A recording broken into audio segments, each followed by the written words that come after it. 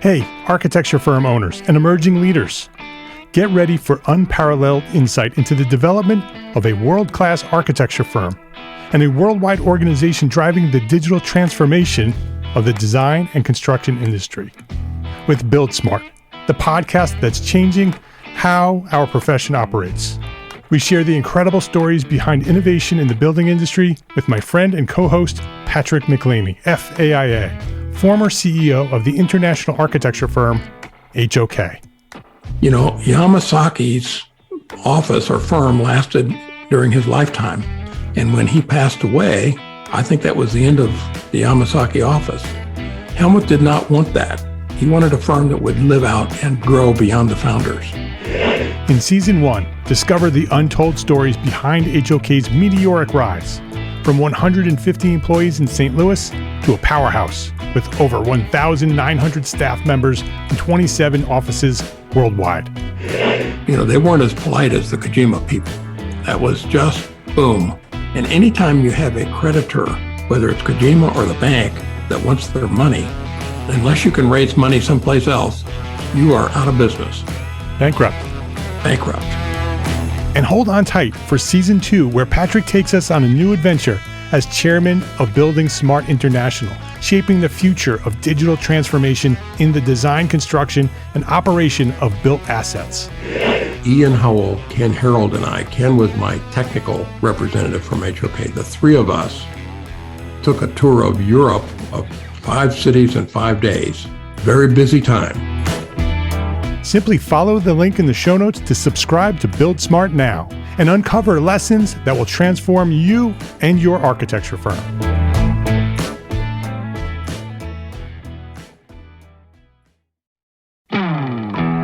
Hey, architecture firm owners and emerging leaders. Get ready for unparalleled insight into the development of a world-class architecture firm and a worldwide organization driving the digital transformation of the design and construction industry. With Build Smart, the podcast that's changing how our profession operates. We share the incredible stories behind innovation in the building industry with my friend and co-host, Patrick McLeamy, FAIA, former CEO of the international architecture firm, HOK. You know, Yamasaki's office or firm lasted during his lifetime. And when he passed away, I think that was the end of the Yamasaki office. Helmut did not want that. He wanted a firm that would live out and grow beyond the founders. In Season 1, discover the untold stories behind HOK's meteoric rise, from 150 employees in St. Louis to a powerhouse with over 1,900 staff members and 27 offices worldwide. You know, they weren't as polite as the Kojima people. That was just boom. And anytime you have a creditor, whether it's Kojima or the bank, that wants their money, unless you can raise money someplace else, you are out of business. Bankrupt. And hold on tight for Season 2, where Patrick takes us on a new adventure as chairman of Building Smart International, shaping the future of digital transformation in the design, construction, and operation of built assets. Ian Howell, Ken Harold, and I, Ken was my technical representative from HOK. The three of us took a tour of Europe of 5 cities in 5 days. Very busy time. Simply follow the link in the show notes to subscribe to Build Smart now and uncover lessons that will transform you and your architecture firm.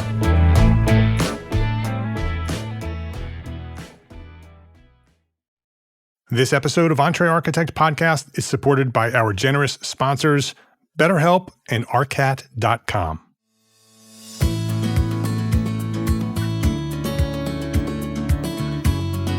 My name is Mark R. LePage, and you are listening to Entree Architect Podcast, where each week I speak with inspiring, passionate people who share their knowledge and expertise, all to help you build a better business as a small firm entrepreneur architect. Jared Banks, welcome back to Entree Architect Podcast. I'm thrilled to be back. Jared's been here. This is his third visit back to the podcast. Jared and I have known each other for years, sort of grew up in the industry together, had similar paths, doing similar things in different worlds. And that's sort of what we're going to talk about today. We're not going to focus on Jared's origin story. If you want to hear all the details of who he is and what he did and how he did it, go back to episode 493, where we talked about learning to BIM. We talked specifically about BIM and the work that he does there. If you want to learn about BIM and how to get focused and get started on BIM, that's sort of that conversation was, how do you do that? How do you go from CAD to BIM and learn how to do that? That's episode 493. His origin story is there as well. And then he was back not too long ago at 524 talking about architects helping architects. That was each episode sort of led to the next episode because we have these conversations and then Jared and I keep talking and we're like, you know what, we should do another episode on that. So episode 524, architects helping architects. That was a great episode. We got a lot of positive feedback from that because we both opened up quite a bit talking about what we do and why we do it and how we do it. And that's episode 524. After that conversation, we continue talking. And we said, you know what? We should do a conversation more specifically about the journey of our businesses, right? And I want to focus on your business, Jared, sort of going back to the beginning. What did you do to start? You have a very unique story and how each part of your journey led to the next journey. And sometimes it worked really well, and sometimes it didn't work so well. Sometimes there was conflict. Sometimes it flowed really well. And so I want to share that conversation today. I'm going to just share a little bit of context for anybody who doesn't know who Jared is. He decided to become an architect when he was in first grade, and he forgot about that dream until he got older. He remembered on the day before his senior year of high school, Jared graduated from Rice University with a B.Arch in 2005, got his architecture license in 2009, started his business, Shoegnome, in 2010 as a consultancy to teach other architects how to better integrate technology into their businesses. And then after moving from Minnesota to Seattle in 2014, Jared expanded his focus to include residential design, rebranding the business Shoegnome Architects. Jared's been blogging about BIM and ArchiCAD and the relationships between the practice of architecture and technology since 2010, which is probably right around where we met and started talking, Jared. He's always talking about ArchiCAD, and he's got a YouTube channel since 2011 talking about ArchiCAD. If you haven't seen one of his videos or read one of his blog posts or heard him speak at a users group, conference, or a webinar, you probably never Googled ArchiCAD because his name will come up or Shoegnome will come up and you'll find him. So that sort of gives you a little context of who Jared is, a little bit about what we've talked about in the past.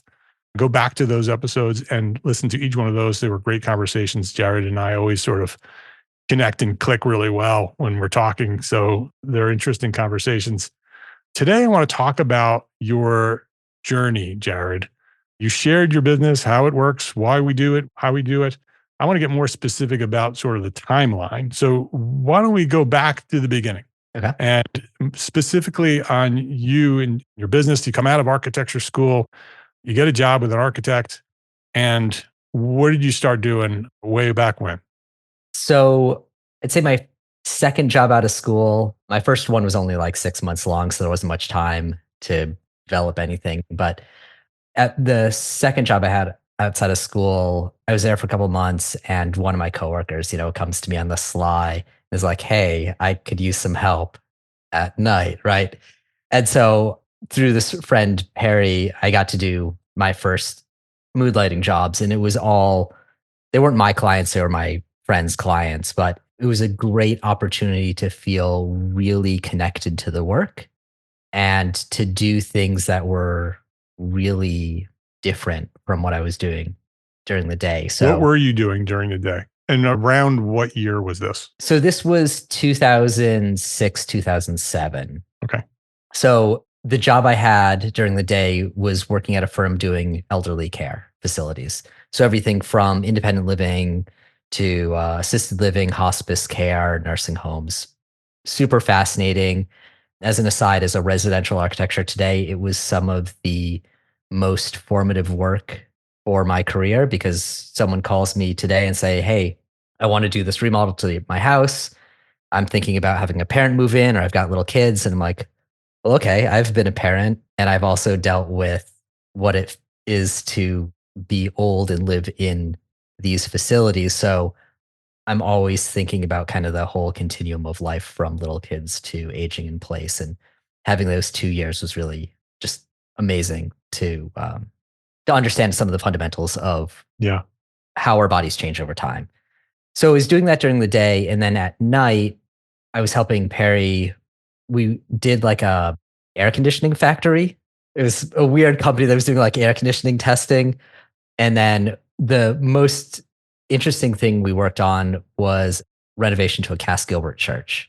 So Cass Gilbert did a bunch of churches, I think, in the East Coast, and then also did some work in like Chicago and Minneapolis, St. Paul. And so there was this church built in like the late 1800s that the clients wanted to add an elevator, a new entry vestibule, and some other things. And so we did that. And then we returned over a couple years to basically renovate the rest of the building. So you were an intern at this point, right? Yeah, I was an intern in getting basically the moonlighting experience of being a drafter during the day and a drafter at night. Right. It was wonderful because I had this mentor who was helping me make more money. And then also he'd be like, okay, do this. And he just gave me a lot of free reign. And I'd be like, is this good? And he's like, yeah, that's great. Everything from putting notes on a drawing or dealing with weird code issues I'd never come across before. It was a great experience. I didn't necessarily deal with any of the clients. Actually, I would say I never met any of the clients we dealt with, but just getting to experience these projects is wonderful. And then it's jumping ahead a little bit here, but when I was building my business here in Seattle, one of the things I did was say yes to everything. Mm-hmm. I just wanted to get a lot of projects, right? There's this idea of like the 10,000 hour rule, right? Like you just have to do something for a long time and then you're good at it. So I thought for my business here, I was just going to try and do as many projects as possible. Didn't have to be grand. I just wanted to like be able to say I've permitted 20 projects, 30 projects, 40 projects, however many projects. And that's what this early moonlighting was doing, is just getting more work under my belt, giving me more experiences. Yeah. My kids are actually, all three were swimmers when they were young, but now my daughter is the only swimmer left. And all the others are off into college. And since my kids were small, one of the things I always told them was, if you want to get good at something, spend more hours in the pool. Yeah. Right. And so that's what you were doing, right? You were spending hours in the pool. You were doing laps. You were doing reps. Yep. Getting as much experience as you can, doing as much as you can. Were you also working on BIM and using ArchiCAD at that point? Yeah. This was a weird transition point. So this firm where I was doing the moonlighting the same time as, this is the firm that I learned ArchiCAD at. So during the day I was doing ArchiCAD. And then at night, I was still using the copy of AutoCAD I had from college. So this is the one point in my career where I was doing both 3D and 2D at the same time and in two different platforms. And it was weird to go from one program during the day to another program at night. But I think it actually helped in a sense for the moonlighting work because it felt so different. And then it was also relying on skill sets that I had in the past, right? During the day, I was, trying to advance the usage of ArchiCAD, build out our templates, and was becoming the BIM manager at that time. Whereas at home doing moonlighting, it was all the skills I learned in college, just like drafting a floor plan, drafting an elevation, drafting a section, doing a detail. So it was kind of building off competencies I already had and allowing me to focus on different aspects of the job. When did you start thinking about leveraging your skills with ArchiCAD and start doing sort of that idea of training? And when did that sort of fall into your story? Was that later, or did those seeds start being planted very early? I mean, I had to train people like on the job. I had to train coworkers, but the actual seeds of connecting with the rest of the community happened a couple of years later. So that's kind of a good transition to the next phase. So I did that moonlighting. And then as I switched to a new company, I wrapped that all up. It dragged on for a couple more months because projects take time, but Yeah. I don't think I really said yes to anything else with my friend after that point. And so at the second job, there was no moonlighting. I was really focused on getting licensed and doing my day job. Yeah. And you were advancing with your responsibilities as well. Often when we first start as interns, you're sort of doing everything and whatever they tell you to do, right? You're not doing the most important work. Yep. And then as you get more experience and have more skill, you get more responsibility. And so as you move into this next position, you have more responsibility. You have to focus more on the work that you're doing. Right, right. And then I think also that as you get to new positions, get to new jobs, there's more excitement or like I really appreciate the job I was working at the time where I was moonlighting. So I don't want to say anything negative there, but just I had more incentive to kind of double down and focus on what was in front of me Yeah. at my day job in the second firm. Well, it's all an evolution, right? That Yeah. you've changed as a designer and as an architect, and now you're in a new position. You have more responsibility. You have Yep. a different type of work, maybe. And it's exciting, right? As we move into new things, our life changes. And so it's exciting to see change. Yeah. So at the second job, there's a couple years where I wasn't doing any side business. I wasn't thinking about doing anything but the job I had. And I think we talked about this in probably the first episode we did together, where at that time at that firm, Sala Architects, I was like fully committed. This was going to be the rest of my career. Yeah. There's no question. This was it. And then of course the recession hit and that changed everything. So now we're getting into like 2009. So 2009, I become a parent for the first time. The economy is crumbling and I've gotten licensed. So I'm like kind of looking for new challenges. And I think that's again where, as my whole career progresses, there's times where I get not necessarily bored, but restless with what I'm doing. So I'm kind of looking for the next challenge, next thing to interest. And so starting ArchiCAD user groups and doing kind of just getting involved in the community is where the next chapter of my career starts. And that's where I start training other people. It's in this period where Shoegnome becomes a business and that starts opening doors. And it's really where the initial marketing engine that I have takes off, right? So this is where I start the blog and start talking to both other architects and people around me as potential clients. What came first? Was it the getting excited about ArchiCAD and loving what you're doing and wanting to share it with others and then realizing there was a business? Or did you say, oh, well, there's a business here. People are asking me these questions. I'm going to focus on getting involved in some of these user groups in order for people to recognize who I am and what I do and offer my services. Which one came first? I don't know if it's either of those. It was kind of unintentional. I think it's maybe that once I started doing the running ArchiCAD user groups and getting to know people and people starting asking me for stuff, for help and advice, is that it rekindled an early passion I had from before architecture school, and this is playing music. And when I was in bands in high school, I loved getting on stage, I loved performing, but the guitarist in the band I was in for many years, like him and I loved the hustle, like being 17-year-old kids walking into a bar and trying to get a show. Yeah. Or calling some radio station or doing whatever, and just the hustle of getting work or getting, it's not even work or money, it's just getting opportunities. Yeah. And so I think that's where the ArchiCAD stuff really became attractive, is it was an easy entry point to restarting that love of hustle in a professional place, right? When you're a newly licensed architect and you don't have any designs to show and any work you have is at your employers and you don't want to undermine them and you love your day job, it can be hard to find that outlet for that kind of entrepreneurial spirit.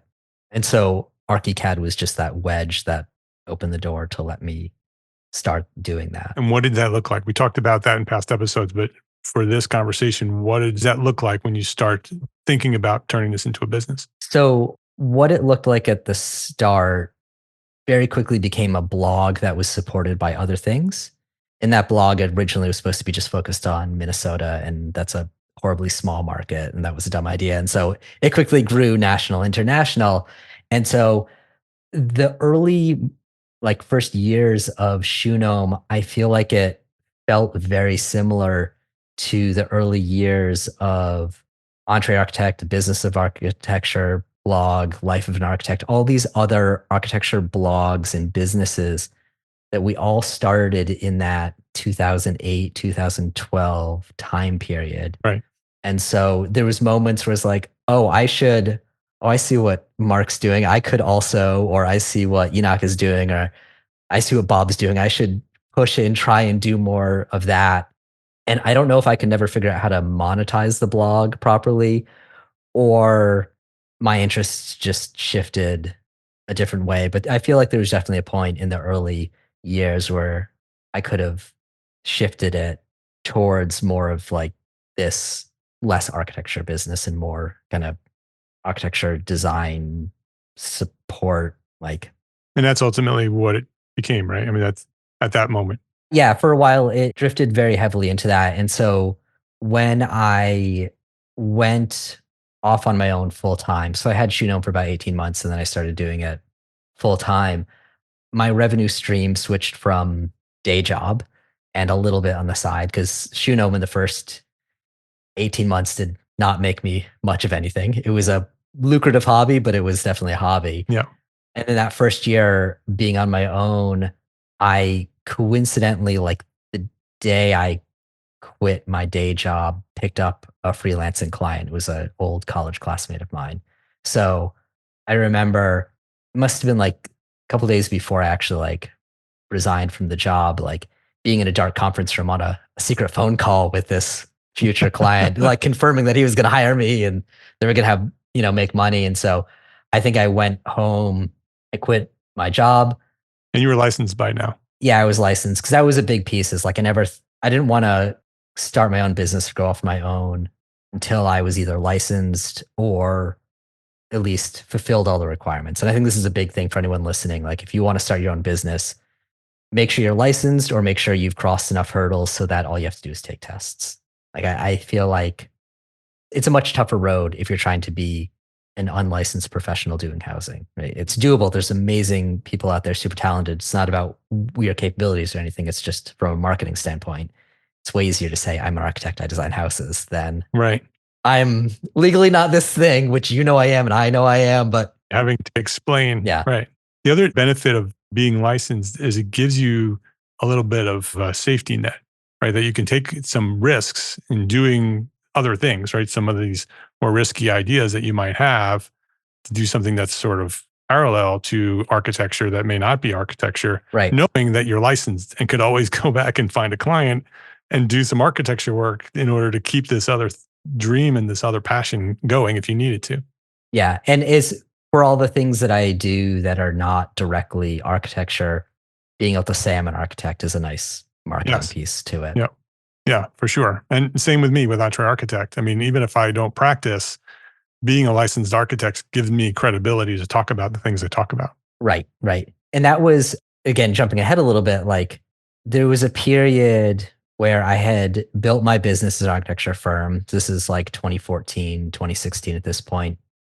I have projects being built and I'm an architect. I feel like I qualify as an architecture firm and I just wasn't happy. And I was thinking, okay, I've done enough. I've proved that I can have an architecture firm, that I can call myself an architect. Like maybe I don't have to be this anymore.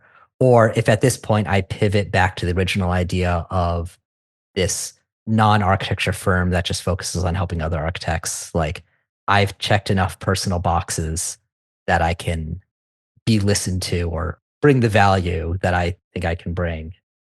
Then stuff happened and I stayed being an architect. But there was definitely, like saying, there's definitely a period where I felt I had achieved, I've achieved everything I wanted to achieve as an architect. I'd achieved enough things that I was like, okay, if I decide a different career path at this point, I'll be not full of regret. And the weight of the work that you were doing shifted, right? You were doing architecture with a little bit of this freelance work as a consultant. And then at some point it flip-flopped, right? And you did more work as a consultant and less architecture work. Yeah. So when I left the day job to go full-time with Shoegnome, I was doing mostly architecture in my career. My days were, I've actually never thought about this, that my days were filled with being an architect. And then it quickly, over a year period, shifted to doing freelance architecture for other people. And then one of the greatest blessings with growing my business was Graphisoft North America, the US based entity that sells ArchiCAD, hired me as a freelancer to write for them.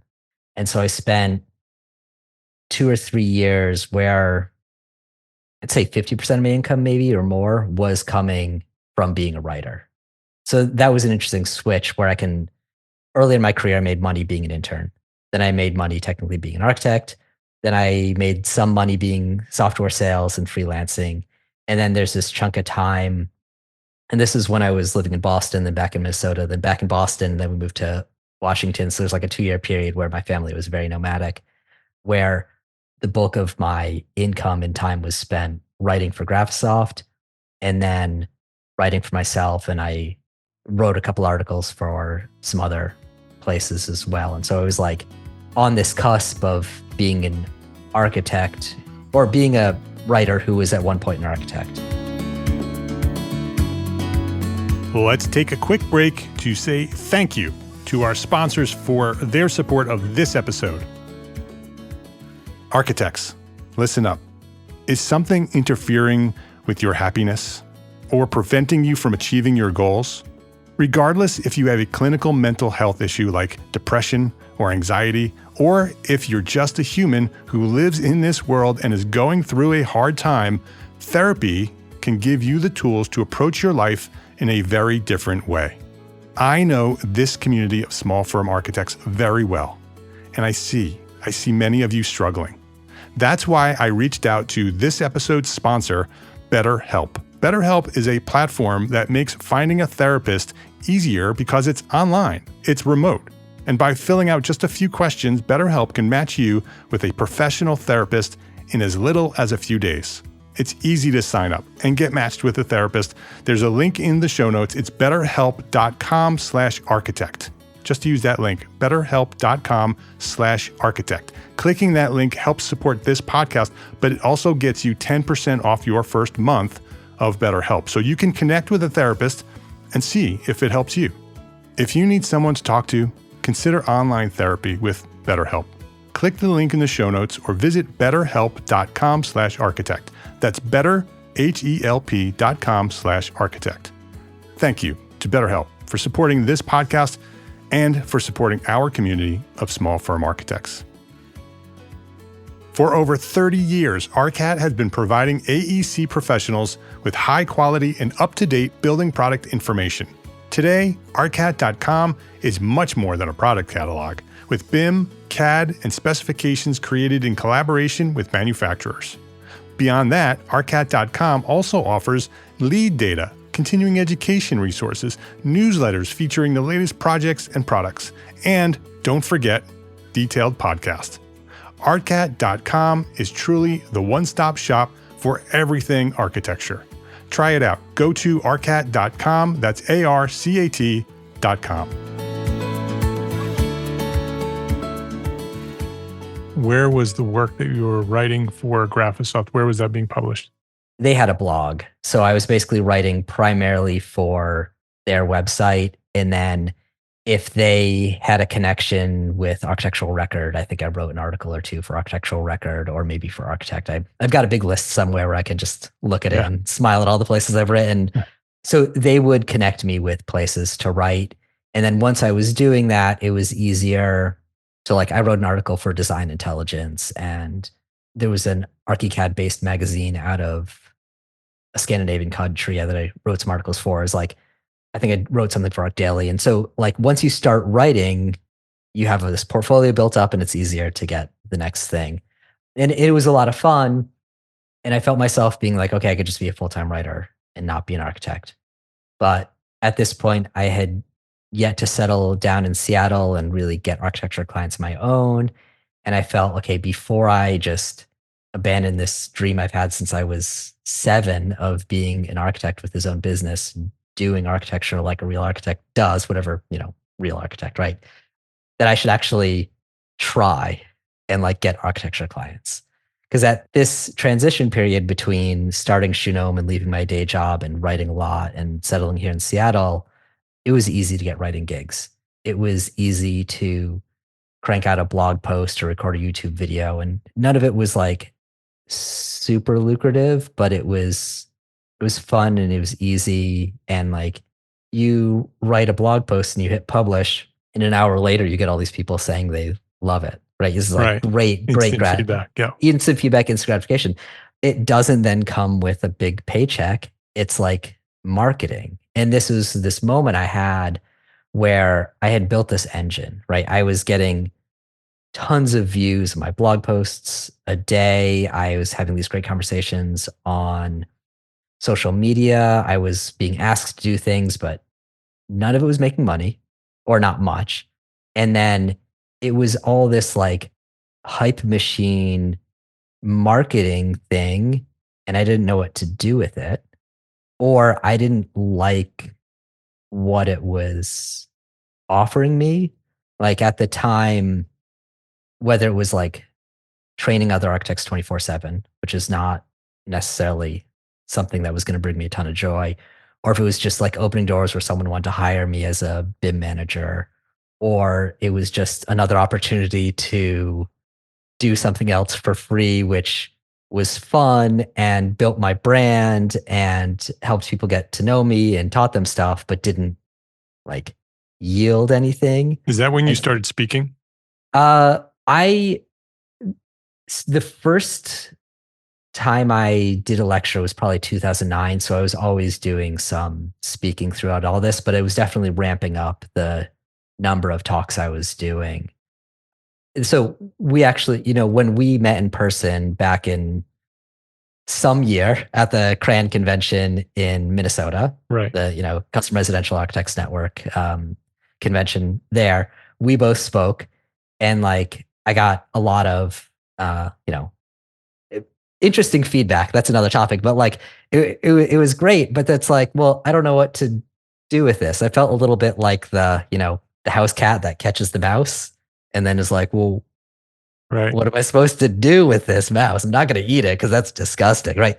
So it's actually what I didn't know then that I know now is like a lot of this stuff of just putting things out there is it comes back, right? Right. And so you have to just be in this game for a long They're time and investments. try things. They're investments. So at that, well, two things that came out of that convention or symposium in Minneapolis was we met. So that kind of started the connection of like coming back to us talking, on the podcast. And then there was a firm there that decided to switch to ArchiCAD because they saw my talk. Fast forward a couple years, they hired me this past year to be there, like to help, just basically be an external BIM manager. I developed a template for them. We just worked together to like improve the processes, and I worked with them for a year.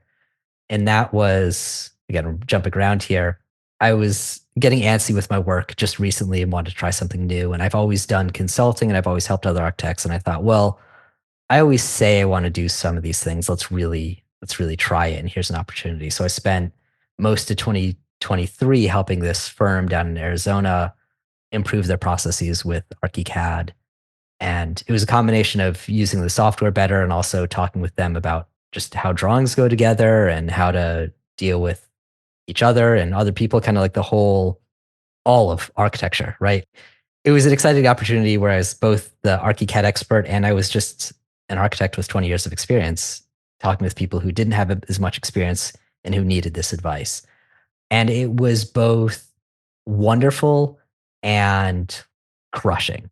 So I found and as I go back in time, we'll talk about the earlier stuff, as I try out different things in my career and explore different paths, one of the most difficult things to do is realize when the thing you're experimenting with is not what you should continue doing and you need to pivot.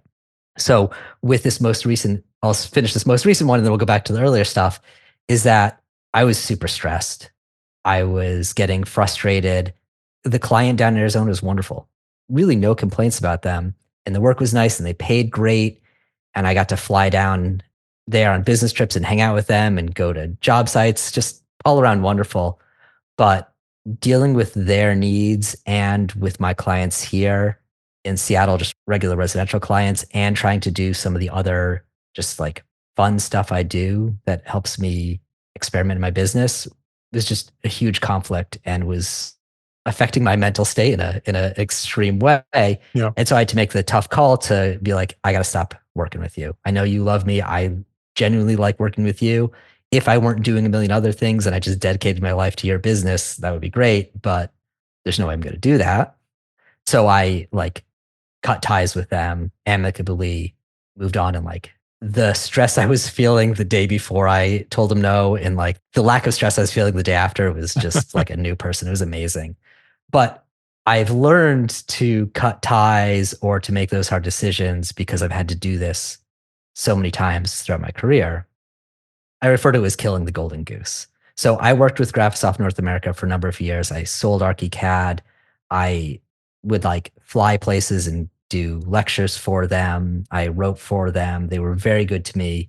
It was a nice, consistent amount of money. And there was a couple years where a lot of my income came from them. And at some point I had to say, I can't do this anymore because while it was wonderful, it was like blocking all this other potential work and all these other, not even work or money, just opportunities. Like if I'm spending half my day doing this thing, I'm not able to explore these other things. And so there's been a couple times in my career where I've had to say, okay, I got to let go.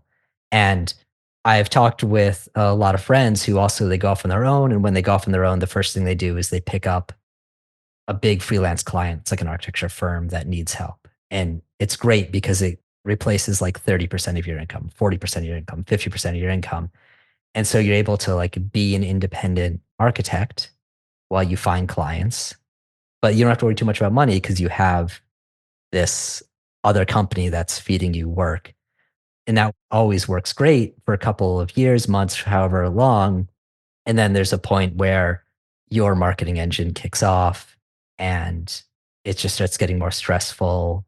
And it's scary to say no or to go to the person who's providing you with half your income and be like, I know this has been wonderful, but now I have to stop because there's just like internal conflict of getting all your work done. I think often, I mean, you hear in the entrepreneurial circles all the time that you want to have multiple sources of income, right? That's something that you hear all the time when you're doing research about business and entrepreneurism is have lots of income coming from different places. And then there's always something coming in. But with all those separate sources of income, there are responsibilities, right? And so now you're not only bringing income from lots of other places, but you're spreading yourself, your responsibilities, the roles you have also in multiple places. And that becomes very stressful, right? Because you have responsibility for all of them, Yeah. equal responsibility for all of them, right? So if you're running one business, you need to give that business 100%. If you start a second business, you need to give that business 100%, right? And if you try to just do this side thing where you want to bring some money in, you want to focus as much as you can on that as well. And so there's only one of us. And so unless you build a team and you start building systems that allow you to do some of these things without you doing those things, that's where that stress comes in. I've experienced that many times in my past with all the things that I do. I experience that now with some of the things that I'm doing because of exactly that, right? That there are responsibilities that you need to have in order for things to be successful, especially if you bring on people and you start hiring people. Now you're responsible for them as well. They are expecting things from you, much like your freelance work with this client in Arizona. You love the work, but you have to give them 100% attention while you're trying to also give other things 100% attention. And that doesn't work, right? There's a conflict there. Right. Totally. And I feel like I could really look at my business over the past 14 plus years. And at many times it's not one business, it's five businesses. Right. They just all happen to feed into the same bank account and have the same name and, Yeah. be effectively the same for taxes. But yeah, if you're both an architecture firm and an author and a consultant, a YouTube star, though not really a YouTube star, right? But like you're all these things. Right. It's tough. And so I find that my revenue sources or the things I explore expand, and then it gets overwhelming. Then I try and pare them back. And then it gets really small and I have a space. And so I start experimenting and I start growing the different things and then I cut it back. And I love doing that because you get to try things out, and some stuff works really well and you keep that. So I highly encourage anyone who's listening to like explore some of these weird paths, but then also learn when to just chop them and cut them out of your life. You have any advice for how and when to do that? I think one big piece of advice is not actually your question, but I'll come back to your question because it's a good one. Is that like be aware of golden goose, right? Be aware of these side things that grow too big and start taking too much time and realize when they have to be cut. But as to like when to do them or how to find them, I think it's basically anytime you see an opportunity, if you're not overloaded, just give it a shot, really, because you never know, right?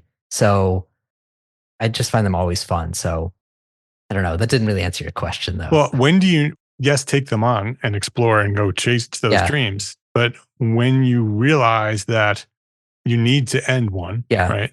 You have a perfect example with your Arizona project or your Arizona client where you really enjoyed doing the work for them. They paid you well. They really liked you, right? You could have spent 100% of your life Oh, for sure. doing just that, right? But that wasn't feeding you and doing the things that you wanted to do. So you needed to make that cut.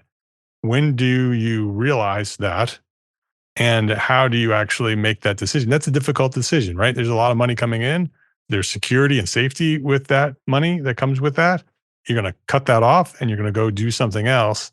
How do you do that psychologically? So I'm a big believer in trying to pay attention to your own mental health. And so one of the things that I do for myself, and I encourage everyone to do it, and maybe this could be the thing at the end to talk about, but one of the things I do is I track my hours every day. And I say, like, okay, today I did 3 hours on project X. And this is what I did. I, worked on design schemes. And then I have a little box on my timesheet that I put yellow, red, or green. And it's just my emotional state.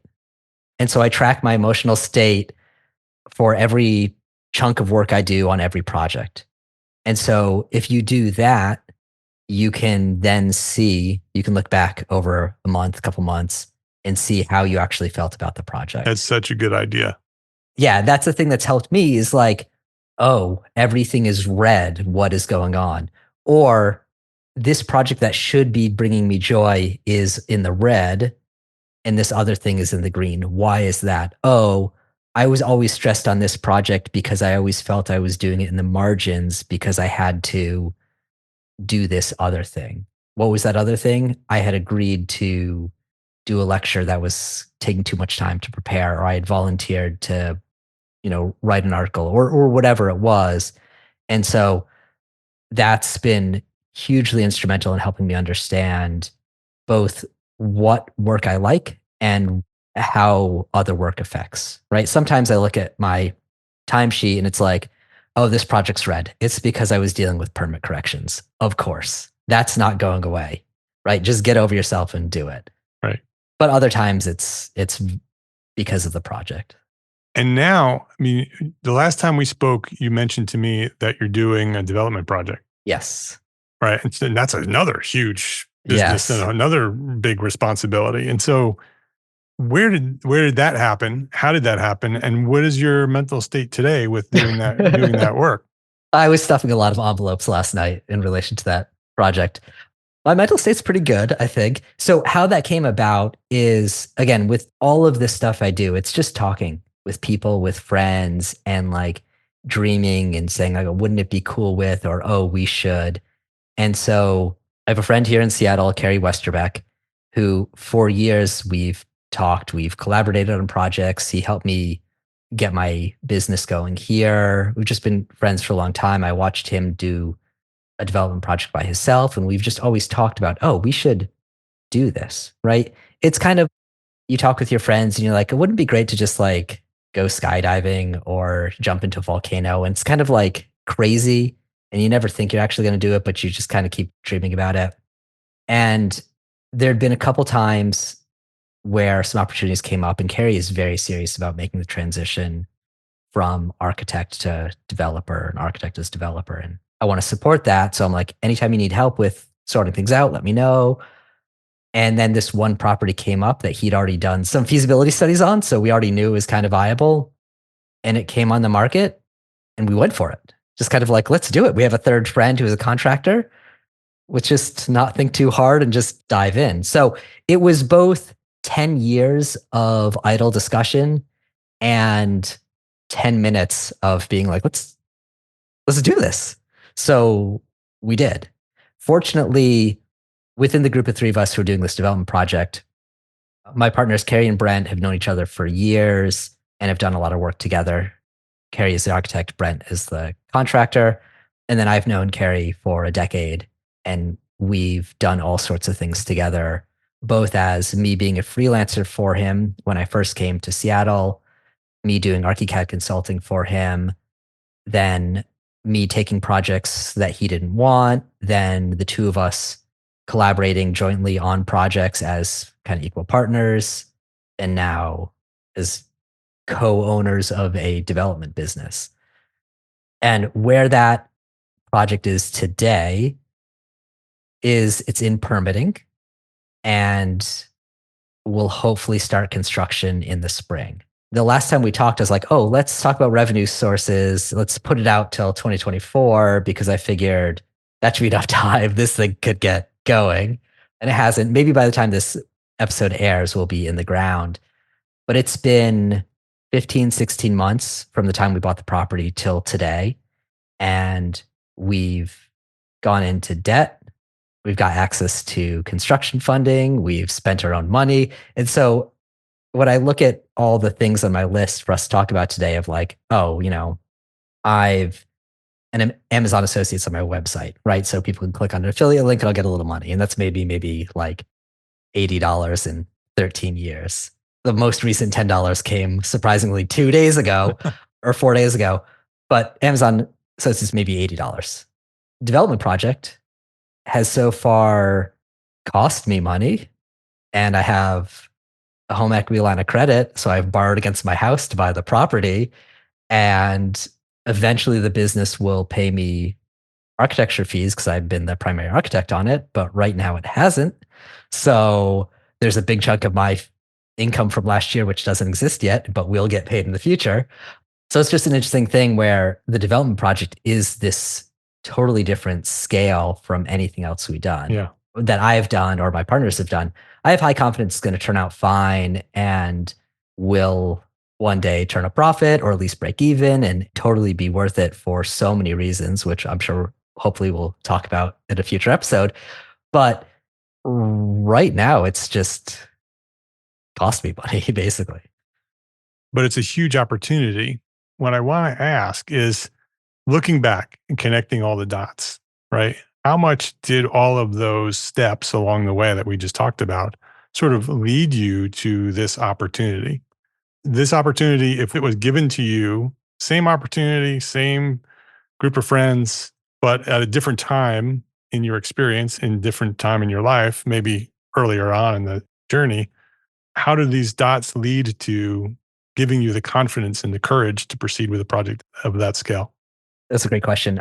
I don't think I would have been ready for this anytime sooner than kind of where we are, whether it's having permitted so many projects in the Seattle area or watched enough of my projects be built, dealt with enough clients, had enough successful and unsuccessful collaborations with people that going into this, like, I just love working with Carrie. We've, like I said, we've been on and off business partners for a decade, but going into this now, it's such a higher level of risk and reward that I'm taking all these lessons from all these other collaborations I've had to make sure that Brent, Carrie, and I are talking clearly and are tracking things clearly and are not being very, very diligent and wary of miscommunication to make sure that, like, okay, you understand what you're saying.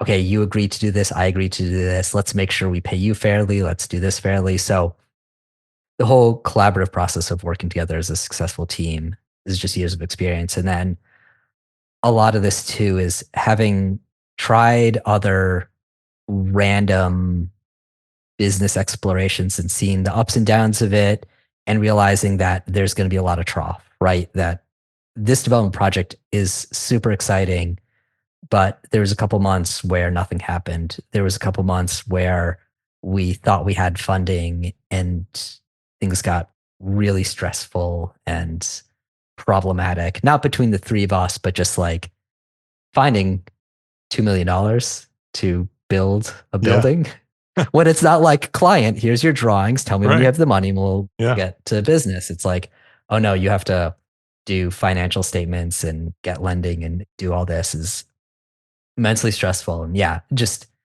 whether it's like writing a blog or doing mentorship or freelancing or BIM management or whatever, like it's all paying off with this development project. Or we'll see if it actually pays off, but it's definitely enabling us to, I think, be a high functioning team that's going to be able to handle the ups and downs of it. Yeah. We'll have to have you come back and share some of your lessons Yeah. learned on architect developer. As we wrap things up here, rather than asking my normal final question, I want to put a little twist on it, which I think may be easier for you to answer. I usually ask, what's one thing a small firm architect can do today to build a better business for tomorrow? But I want you to sort of think about your journey and put yourself back in that first phase, right? That first step when you started moonlighting. We have thousands of architects listening. Hundreds of them are probably that guy, that Yeah. architect, male or female, whoever, what you're doing, starting your firm, starting your journey before all the dots have been connected. What is your advice for the architect who's starting out, who may have similar passions that you have, maybe have similar dreams of where they may end up someday? What would you say, looking back, is the one thing that you would say to that young architect as they start their journey? I think there's two things I would suggest. One is going back to my colored squares. The sooner you can get in tune with tracking your mood on how you do things, the better. Right. And I think for someone starting out, that's not just how much do I enjoy doing this project or that project, but how much do I enjoy that I just spent 2 hours dealing with taxes? Or how much do I enjoy I just spent 2 hours dealing with the website? Like the faster you can get in tune with how much joy these different pieces bring you, I think the sooner you can stop doing the stuff you don't like, whether you just cut it out of your business or you more quickly get to the point where you can outsource it to an accountant, to a business manager, to whoever, office manager. Yeah. So I think one, just learning how that is. And then the second is take everything you do seriously and photograph it as best you can. And then build that portfolio of every project from day one. It's not something I did because I was like, oh, well, I'll have a better project next time, or I'm too busy, or whatever. And my business is 14 years old and my portfolio was garbage. I mean, there's a lot of beautiful work in there. That's one of my goals for 2024 is to properly build a portfolio for Shoegnome Architects because it doesn't exist in a state that I'm happy with. Yeah. And I have to go back through 14 years of built and unbuilt work and deal with that. Whereas if you just like from day one, document each project when it's done, you're going to be so far ahead of the game.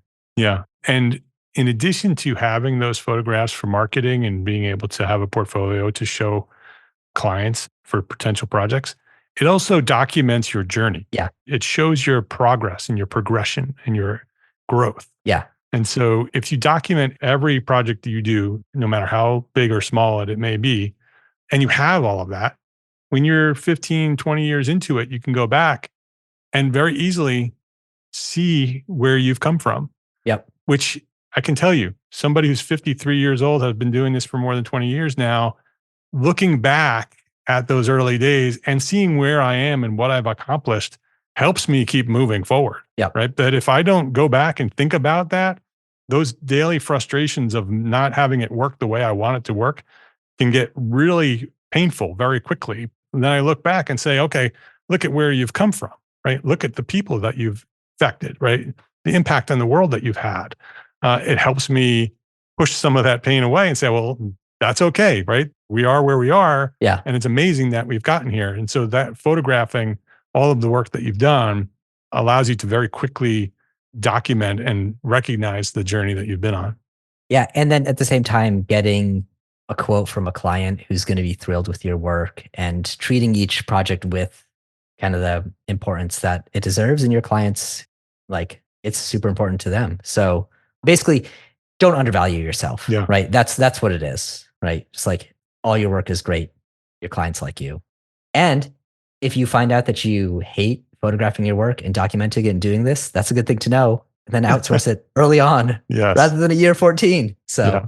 I love the idea of color coding your emotional state with your timesheet. yeah. Right. So this is what I've done today, and this is how I felt, right? That you're not only documenting the hours you've spent and what you've been doing, but also how you felt doing it. I Yep. think that could be so valuable.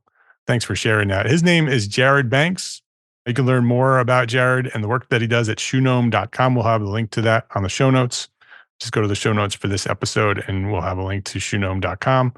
Jared, thank you. Thanks for coming back again and sharing more of your journey. Having this conversation always gets me thinking about where I am and the things that I do. And so I hope that others are inspired the same way. I appreciate you for sharing your story here at Entre Architect Podcast. I love having these conversations with you. So thank you for having me back again and again and again. So Yeah. And when you get further along on the development project, I want to do an episode on development. So get that further along and we'll do it again. yeah, I'd love to do that. So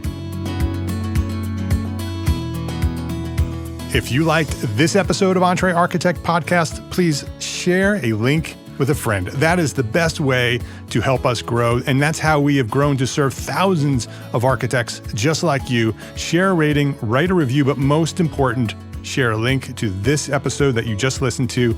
Go send it off to a friend. I'd really appreciate it. Thank you to all our sponsors for this episode. Links to the sponsors and all the resources that we discussed today in today's episode, they're all found at entrearchitect.com/podcast.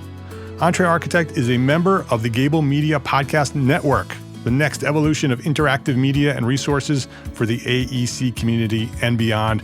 You can now earn continuing education credits for listening to this podcast. Entre Architect Podcast select episodes are available for continuing education credit. Go learn more at gablemedia.com/members.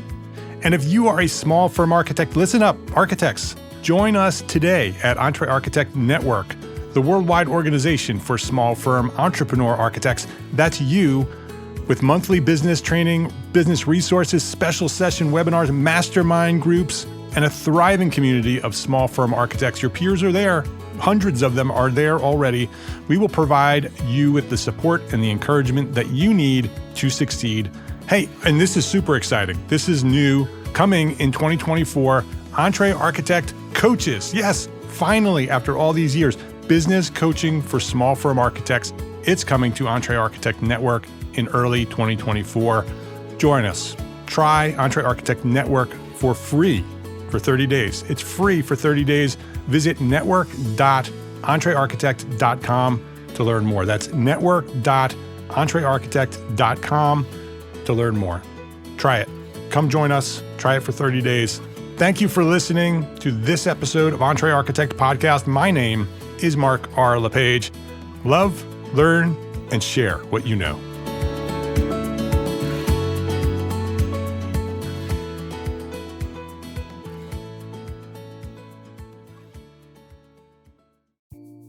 Imagine earning continuing education credits while doing exactly what you're doing right now. Well, you can. Gable Media has revolutionized the way you earn your continuing education credits with a groundbreaking approach. Forget running around town and scouring the internet for credit-worthy courses. Fulfill your CE requirements effortlessly by listening to engaging podcasts just like the one you're listening to now. Our podcasts are designed to educate, entertain, and inspire, all in a user-friendly environment. But wait, there's more. Architects, Gable Media is also approved as an AIA continuing education services provider. Upon completion, we handle everything, from reporting your hours directly to the AIA to storing your certificates in your personal Gable Media profile for your self-reporting needs. So follow the link in the show notes and start earning your credits in the most innovative and entertaining way possible with Gable Media. Attention architects and creative minds. Get ready to supercharge your brand with Build Your Brand, the podcast that's unlocking the secrets of branding success for creatives. Hey there, it's Mark Arlepage, founder of Entre Architect, and I'm inviting you to join my friend, architect marketing expert Jeff Eccles at Build Your Brand podcast, where he explores the captivating stories of the world's top brands and transforms their lessons into powerful moves for small firm architects and creatives like you. In Season 1, Jeff shares the thrilling tale of Southwest Airlines, where he dissects their journey to the summit and distills it into strategies tailor-made for you. It's important to keep in mind that companies like Southwest compete in the real world, just like you, and face real-world challenges, just like you. You might be surprised at how similar those challenges are to the struggles that you grapple with on a day-to-day basis. Don't miss out on your blueprint for success. Subscribe, tune in, and let's build your brand together. You may have noticed that the very best brands in the world are also known for having somewhat unique corporate cultures. That's often the glue that holds everything together when they encounter those rough spots. We don't do it because it inconveniences the passengers to whom we are primarily dedicated, the short haul, frequent flyer.